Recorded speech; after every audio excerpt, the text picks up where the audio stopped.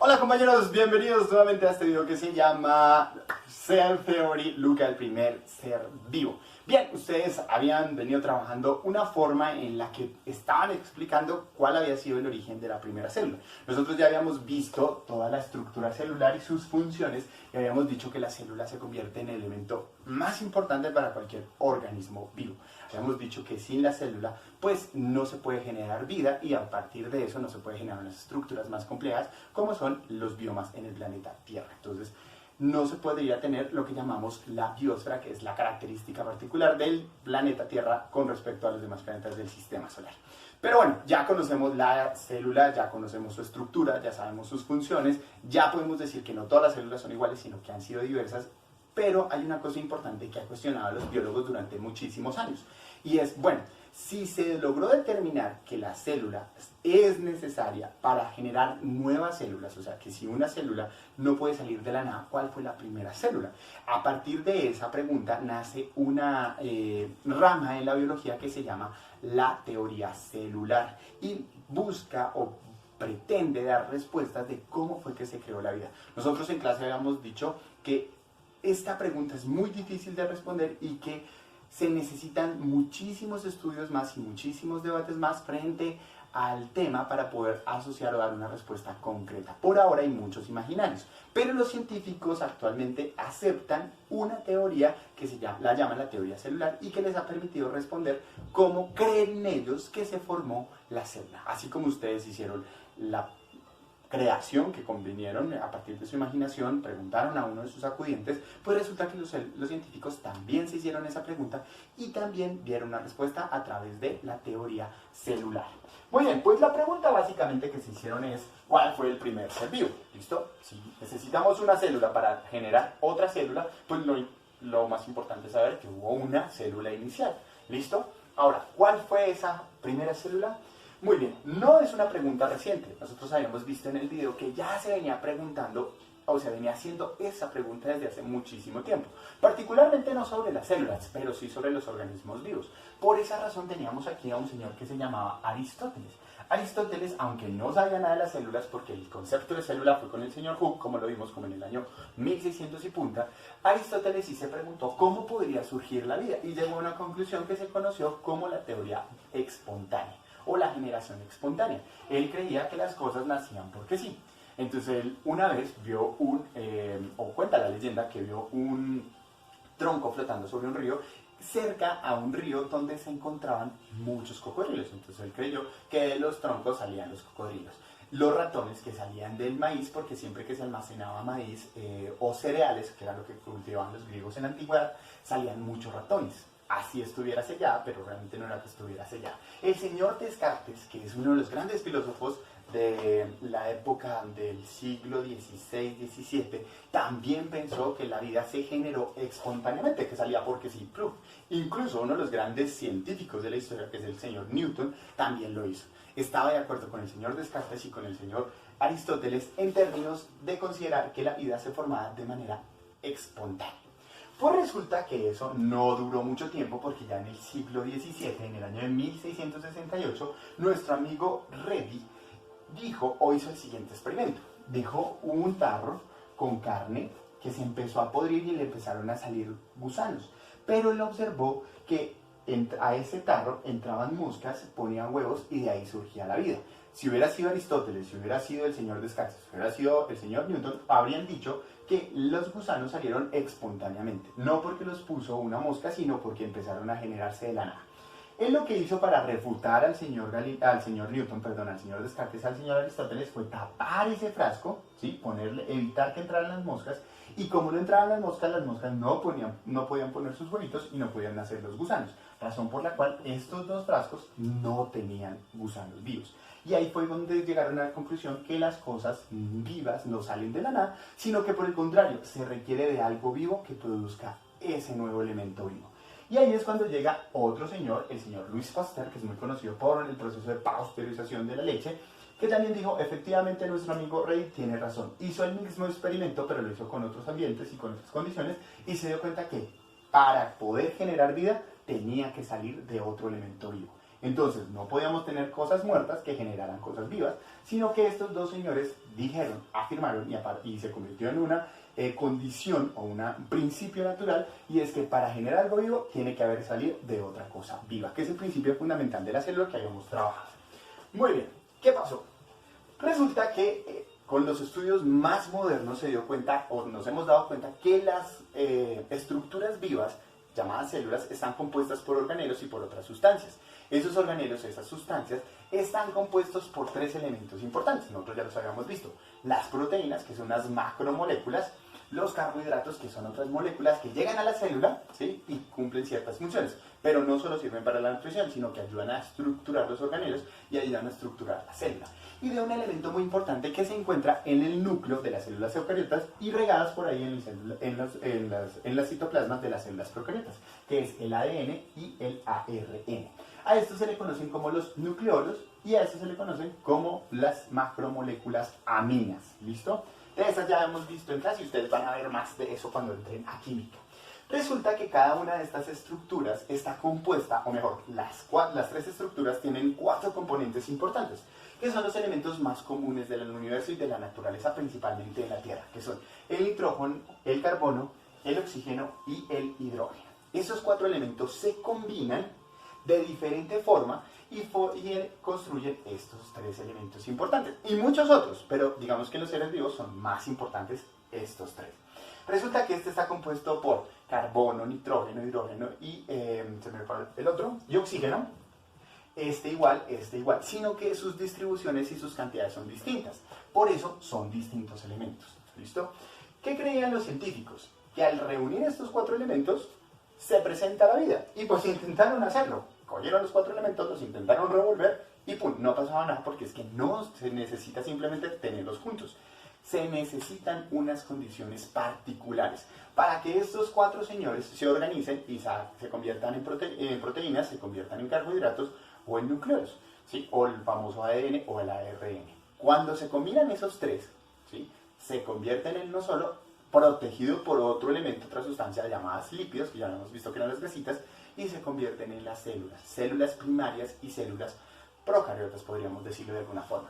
Pero, ¿cómo hacer para que estos 4 elementos se combinen de formas estructuradas y se conviertan en proteínas, en núcleos o en carbohidratos? Pues no se supo por allá hasta el año de 1800 y punta con el señor Charles Darwin y luego con el señor Oparin. Ellos dijeron que no solo necesitábamos los 4 elementos de la naturaleza para formar estas 3 estructuras, sino que se necesitaban unas condiciones particulares. ¿Cuáles condiciones particulares? Ellos consideraban que se necesitaba agua, porque particularmente en la época de la que data la vida, o sea, las primeras estructuras vivas encontradas, pues se han determinado que la Tierra tenía grandes humedales y tenía una estructura bastante interesante en su atmósfera. Tenía presencia de metano y presencia de nitrógeno. Estos generaban algunos elementos bastante interesantes que si nosotros nos devolviéramos, pues moriríamos por completo. ¿Listo? Entonces, ¿qué pasó?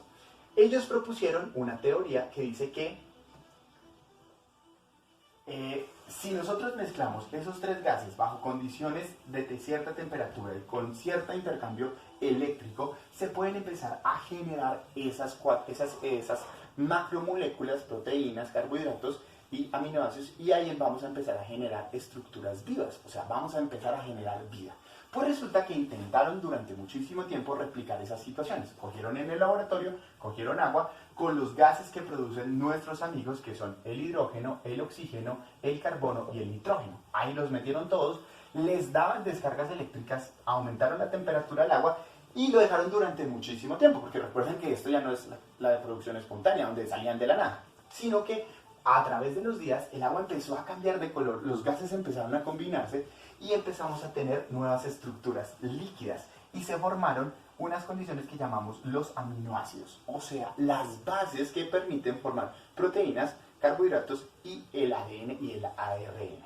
Entonces, fue la primera vez que se pudo replicar a partir de un laboratorio la condición o las condiciones que se generan en la naturaleza de forma natural para generar la base de la vida. Pero bueno, teníamos la base de la vida, ahora teníamos que estructurarla. Hasta ahí hemos llegado, no hemos podido generar más. ¿Listo? Actualmente se están desarrollando algunos experimentos en los que se están generando vida a partir de otros elementos, pero vida como se generó o simulando las condiciones que se presentaron hace casi 3.500 millones de años atrás, pero todavía no lo hemos logrado. ¿Qué pasó entonces? Resulta que por allá un señor que no puedo pronunciar su apellido bien, es Van Handur, que es de la India, dijo que efectivamente esas condiciones que propusieron Oparin y propusieron Charles Darwin son efectivamente las que se tuvieron que haber dado en la naturaleza para que bajo condiciones de agua a diferente temperatura, muy elevada cada vez, con interacciones eléctricas y esta combinación de los 4 elementos se tenía que dar, pero faltaba un elemento y el elemento eran los lípidos. Resulta que él hizo una sustancia adicional, o sea, replicó ese experimento con una sustancia adicional y lo que hizo fue recubrir esas bases aminoácidas y las recubrió y fue la primera vez que tuvimos lo más cercano a un elemento vivo, o sea, los fosfolípidos, que son lípidos porque están recubiertos por una cubierta de grasa que recaen o recubren los nucleolos, que son las bases que permiten la generación del ADN, que están dados por proteínas y por carbohidratos. ¿Listo? Fue la primera vez. Entonces, a partir de ese momento se llegó a la conclusión de que efectivamente la primera partícula que se debió haber formado fue el ARN, pero con una condición particular, y es que se podía replicar, o sea, se podía repetir y clonar a sí misma. Con el tiempo se convertiría en el ADN y generaría la diversificación de los organismos, o sea, hizo que los organismos no fuéramos iguales, sino que empezáramos a ser diversos. ¿Cómo se dio entonces el proceso según los científicos? Primero teníamos que tener grandes valles de agua, ¿sí? Que tuvieran contenidos de agua, a grandes temperaturas cercanas a zonas volcánicas que permitieran la elevación de la temperatura del agua, junto con la interacción del metano y a ciertos aminoácidos, como el ácido, se me olvidó ese nombre de ese ácido, pero del amoníaco, ¿sí? Ya, del amoníaco. Con el amoníaco, el oxígeno en el ambiente y el nitrógeno en el ambiente empezaron a simular, debió haber pasado una combinación ahí extraña, los científicos no tienen claridad de eso, muchos dicen que pudo haber sido la mano de Dios, otros son más escépticos, dicen que fueron los extraterrestres, y bajo esas condiciones, las moléculas que estaban en el recipiente del agua, junto con las moléculas de los gases, bajo las temperaturas adecuadas y bajo las condiciones eléctricas adecuadas, generaron una combinación y se empezaron a formar nuevas estructuras. Estructuras de diferente combinación, 3 particulares: los nucleolos, las proteínas y los carbohidratos. Esos se combinaron nuevamente y formaron las bases nucleicas, que son las que se unieron con el tiempo y formaron a nuestro amigo el ARN, la primera estructura que genera la condición de vida. Luego, con el ARN, muchos empezaron a producirse, a replicarse, muchos desaparecieron, pero algunos se lograron proteger en otras sustancias mezcladas con lípidos, ¿sí? Grasitas, que permitió que el ambiente no las destruyera, sino que se quedara ahí. Como este señor se podía replicar, empezó a replicarse, hasta que formó lo primero que conocemos, que es la célula primaria, la primera célula, que se llama LUCA para los científicos. ¿Listo? ¿Por qué se llama LUCA? Muy buena pregunta, y es porque en inglés es Last Universal Common Antecessor, o sea, nuestro primer antecesor, o sea, el que permite decir que todos venimos de lo mismo, es LUCA. O sea, de aquí, de este señor, salieron los seres humanos, los perros, los gatos, las vacas, los peces, los tiburones, menos el coronavirus. El coronavirus no es un elemento vivo, pero sí muchas bacterias, muchas especies macro, como los protozoos o los elementos monera, y de ahí para allá estructuras más complejas en términos de estructuras grandes, como peces, reptiles y demás.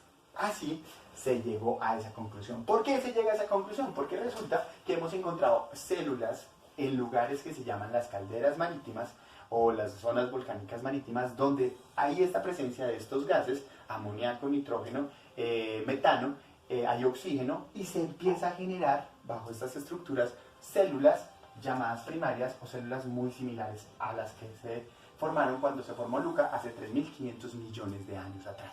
Y esto es lo que ha hecho que nosotros tengamos una cosa que se llama la diversidad y la vida. Después se cree que LUCA se empezó a multiplicar, y de LUCA empezaron a formarse nuevas estructuras, unas individuales que se llamaron estructuras unicelulares, y luego se empezaron a unir unas con otras y formaron estructuras pluricelulares. Y entonces comienza el crecimiento y el desarrollo y la evolución de la vida. Recuerden que evolución significa cambio.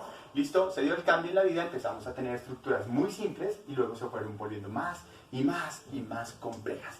Y así es, mis queridos compañeros, como los científicos creen que se dio el origen de la célula. Y de ahí para adelante, todos los organismos vivos dependemos de esta única célula llamada Luca. Lo siento más, mis queridos compañeros, no olviden sus obligaciones, una historieta de 6 escenas donde cuenten todo lo que tuvo que haber pasado en la naturaleza para que Luca se hubiera convertido en el padre de todos los seres vivos. Chao, chao, no olviden darle like y comentar.